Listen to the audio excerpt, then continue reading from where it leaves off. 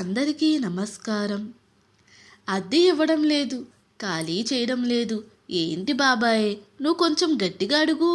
London నుండి ఫోనులో అన్నాడు సుధీర్. గట్టిగా అడుగుదామని వెళ్తాను, అక్కడ ఆయన పరిస్థితి చూశాక మెత్తబడిపోతాను. జాలేస్తుందిరా వాళ్ళని చూస్తే, చెప్పాడు బాబాయ్ ముకుందరావు. నిన్ను తెలివిగా స్నేహితుణ్ణి చేసుకున్నాడు ఆ టీచర్ గారు. నీకు గట్టిగా అడగాలంటే మొహమాటం. ఇల్లెలా ఉంచారు? ఇంతకు ముందు వాళ్ళలాగా గోడలకి మేకులు కొట్టి స్టిక్కర్లు అంటించి పాడు చేస్తున్నారా? అటు పక్క అగ్గి అయిపోతున్నాడు సుధీర్. లేదురా, ఇంటిని చాలా చక్కగా వాళ్ళ సొంత ఇల్లులా చూసుకుంటున్నారు. నా భయము అదే. అది ఇవ్వకపోగా కొన్నాళ్ళకి ఇల్లు నాదే అంటారేమో. వ్యంగ్యం కూడిన సుధీర్ మాటలు. అట్లాంటి మనుషులు కాదులేరా, ఏదో ఆర్థికంగా లేనితనం.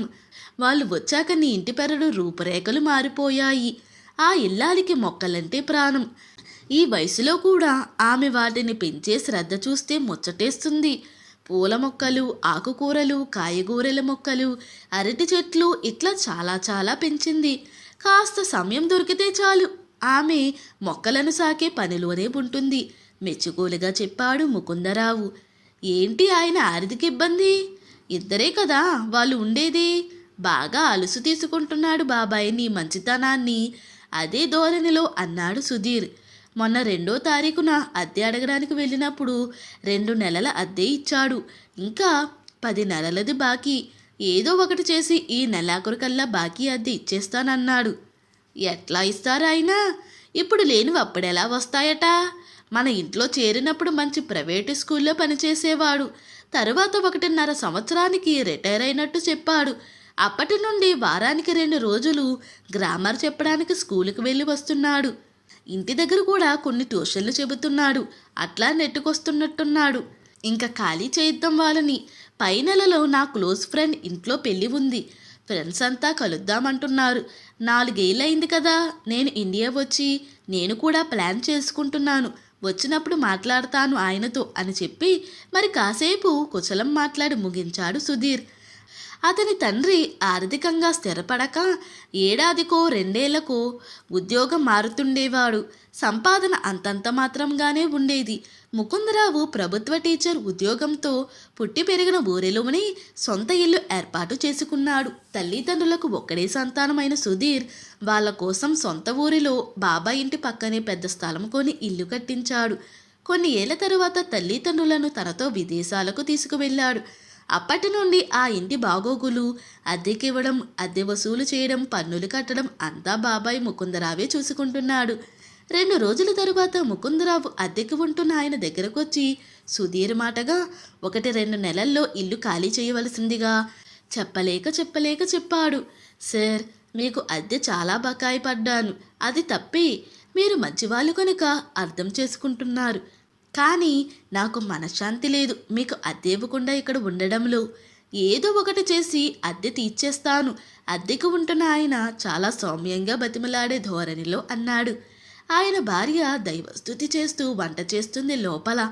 తలకు మించిన భారం ఎందుకు ఎత్తుకున్నారు? ఇలా అడిగానని వేరుగా అనుకోకండి. ముకుందరావు సందేహ నివృత్తికి అన్నాడు. మీ ఇంట్లో చేరినప్పుడు నాకు ఉద్యోగం ఉండేది. రిటైర్ అయినప్పటి నుండి కొంచెం ఇబ్బందిగానే ఉంది. ఒక్క క్షణం ఆగి ఆయనే కొనసాగించాడు.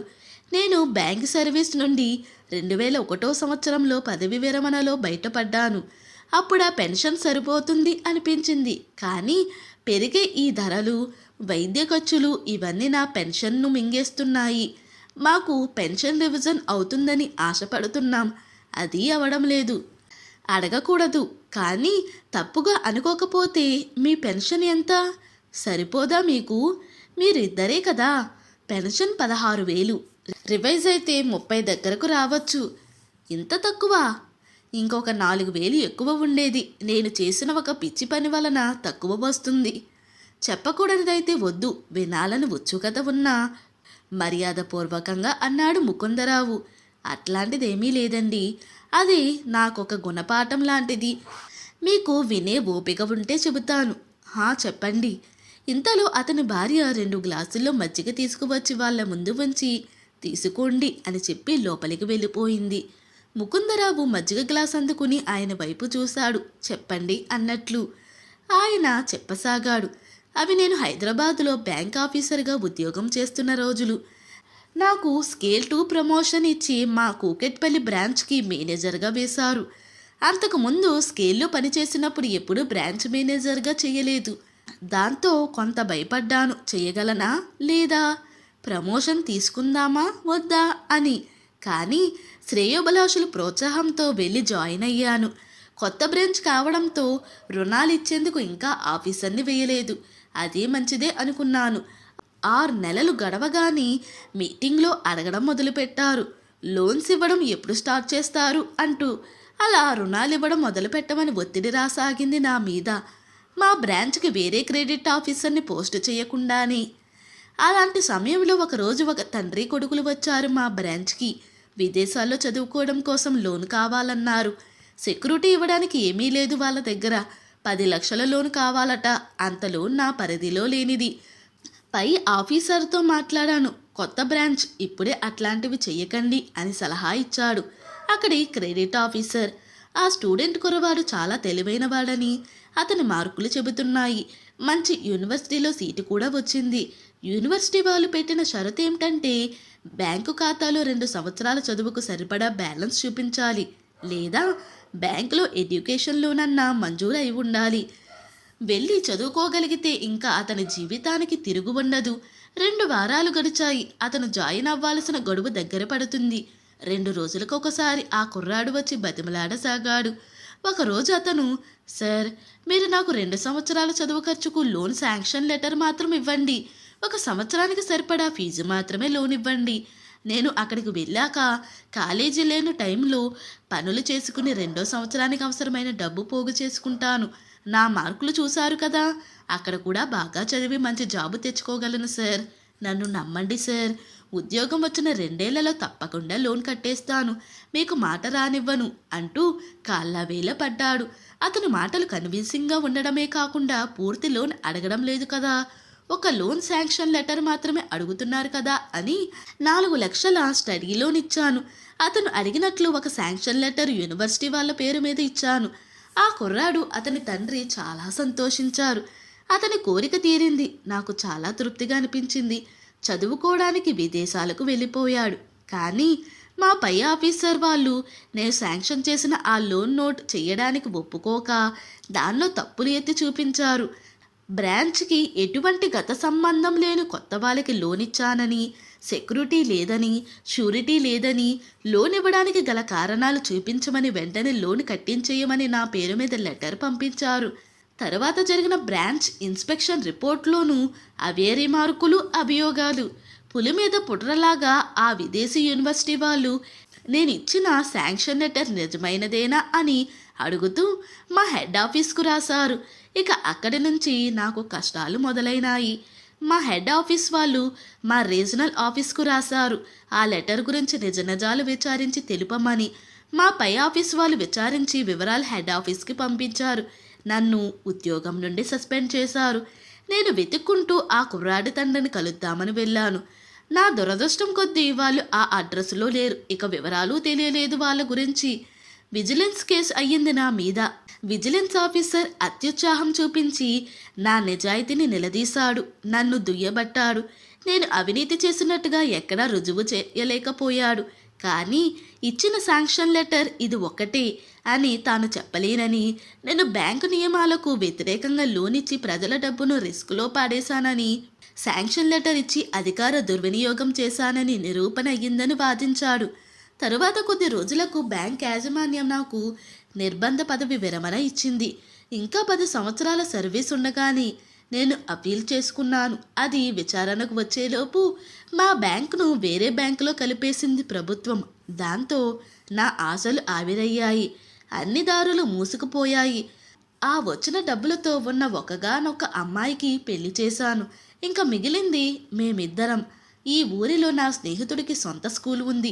దాంతో ఇక్కడికి వచ్చి ఇంగ్లీష్ టీచర్గా 10 ఏళ్ళు పనిచేయడానికి నా ఎంఏ ఇంగ్లీష్ లిటరేచర్ పనికి వచ్చింది. అక్కడ రిటైర్మెంట్ అయిన తర్వాత వారంలో 2 రోజులు మాత్రం వెళ్ళి 4 క్లాసులు గ్రామర్ బోధిస్తున్నాను. రిటైర్మెంట్ ముందు మీ ఇంటికి అద్దెకు రావడం జరిగింది. అప్పటి నుండి మీకు అంతా తెలిసిందే అంటూ చెప్పడం ఆపి ఆయన మజ్జిగ గ్లాసు అందుకున్నాడు. ఆ గది అంతా నిశ్శబ్దం అలుముకుంది. అతని భార్య గడప దగ్గర నిలబడి ఉంది. ఆయన తాగిన గ్లాసు కింద పెట్టగానే చీర కొంగుతో కళ్ళు తుడుచుకుంటూ వచ్చి 2 గ్లాసులు తీసుకెళుతూ, ఉపకారం చెయ్యబోయి ఉరివేసుకున్నట్లయింది మా పని అన్నది చీరబోయిన గొంతుతో. ముకుందరావుకు ఆ క్షణాలు అసౌకర్యంగా గడుస్తున్నాయి. కొద్దిసేపటి తర్వాత అక్కడి నిశ్శబ్దాన్ని ఛేదిస్తూ అడిగాడు ముకుందరావు, ఆ లోను సంగతి ఏమైనా తెలిసిందా అని. ఆ కుర్రాడు నా నమ్మకాన్ని బొమ్ము చేయలేదు. 4 ఏళ్ల తరువాత వచ్చి నా పైసలతో సహా మొత్తం లోను కట్టేశాడు అని తెలిసింది అని చెప్పాడు ఆయన. అలా చెప్పేటప్పుడు లోన్ ఇవ్వడం అనే తన నిర్ణయంలో ఎటువంటి తప్పు లేదన్న విశ్వాసం తొణికిసలాడింది ఆయన గొంతులో. మీకు బ్యాంకులో జరిగిన దానికి బాధగా అనిపిస్తుంది. మీ గతం చెప్పించి మిమ్మల్ని బాధ పెట్టాను. మీ పెన్షన్ రివిజన్ అయ్యి మీకు మంచి జరగాలని కోరుకుంటున్నాను అంటూ లేచాడు ముకుందరావు. ఆ రాత్రే అన్న కొడుకు సుధీర్కి ఫోన్ చేసి ఆయనను 1-2 నెలల్లో ఇల్లు ఖాళీ చేయమని చెప్పానురా అని చెప్పాడు.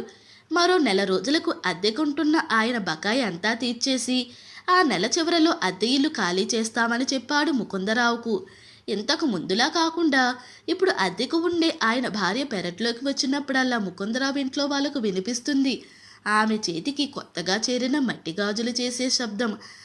ఆయన 10 నెలల అడ్డా ఒకేసారి ఎలా కట్టాడో ముకుందరావుకు తెలిసేలా చేసింది కూడా ఆ శబ్దమే. మరో వారానికి సుధీర్ ఇండియా వచ్చాడు.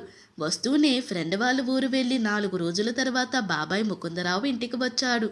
భోజనాల తరువాత అద్దె బకాయి పూర్తిగా తీరినట్లు చెప్పి సుధీర్ని అడిగాడు, ఆయనను కలుస్తావా అని. నువ్వు చెప్పావుగా వెకేట్ చేయమని, మళ్ళీ నేను కలిసేదేముంది అన్నాడు సుధీర్. కనీసం ఇల్లెలా ఉందో చూసుకో, చాలా కాలానికి వచ్చావుగా, వాళ్ళ జాగ్రత్త అభిరుచి కూడా నీకు తెలుస్తుంది అని చెప్పి మధ్యాహ్నం నిద్రకు ఉపక్రమించాడు ముకుందరావు. గంట తరువాత లేచిన ముకుందరావుకు సుధీర్ కనిపించలేదు ఇంట్లో. తన ఇల్లు చూసుకోవడానికి వెళ్ళాడని చెప్పింది భార్య. మరో 10 నిమిషాలకు వచ్చాడు సుధీర్. వస్తూనే, బాబాయ్ వాళ్లను అద్దె డబ్బులకు ఇబ్బంది పెట్టద్దు అన్నాడు సుధీర్. అదేంట్రా, నిన్నటిదాకా గట్టిగా రాయిలాగా ఉన్నవాడివి ఆయన్ని కలవగానింత మెత్తపడిపోయావేంటి నవ్వుతూ అన్నాడు ముకుందరావు. అసలు అద్దె అడగద్దు, ఇస్తే తీసుకో, లేకపోయినా పర్లేదు, వాళ్ళు అసలు ఖాళీయే చేయనక్కర్లేదు, ఇదే మాట ఆయనకు కూడా చెప్పాను అని స్థిరంగా అన్నాడు సుధీర్. నేను చెప్పానా, వాళ్ళు మంచివాళ్ళురా, ఇంటిని వాళ్ళ సొంత ఇల్లులా చూసుకుంటున్నారు అని ఆనందంతో అన్నాడు ముకుందరావు. నీకింకోటి తెలియాల్సి ఉంది బాబాయ్, అతని ఉద్యోగం పోయేలా చేసిన ఓ ఎడ్యుకేషన్ లోన్ ఆయన ఇచ్చింది నాకే. నా జీవితాన్ని సుఖమయం చేసిన ఆ లోన్ ఆయన జీవితానికి సుఖం లేకుండా చేసింది. అప్పుడు ఆయన ఆ సహాయం చేయకుంటే నేను ఏమయ్యేవాడును ఊహించుకోవడానికి కూడా భయంగా ఉంది. ఏం చేసినా ఆయన రుణం తీర్చుకోలేను నేను. ఇప్పుడు ఆయనను ఆదుకోకపోతే నా అంత కృతజ్ఞుడు ఉండడు చెబుతున్న సుధీర్ కళ్ళల్లో నీళ్లు. అప్పుడే పెరట్లోకి వచ్చి అరిటాకును కత్తిదిన పీటతో కోస్తూ అద్దెకు ఉండే ఆయన భార్య పాడుతున్న దేవీ స్తుతి, యా దేవి సర్వభూతేషు దయారూపేణ సంస్థిత నమస్తస్సై నమస్తస్సై నమస్తస్సై నమో నమః. సుధీర్ ముకుందరావుల చెవులకు చేరింది. ఇంతటితో ఈ స్టోరీ ముగిసింది. ఈ స్టోరీ కనుక మీకు నచ్చినట్లయితే మరియు నా ఎక్స్ప్లెనేషన్ కనుక మీకు నచ్చినట్లయితే ప్లీజ్ లైక్, షేర్, సబ్స్క్రైబ్.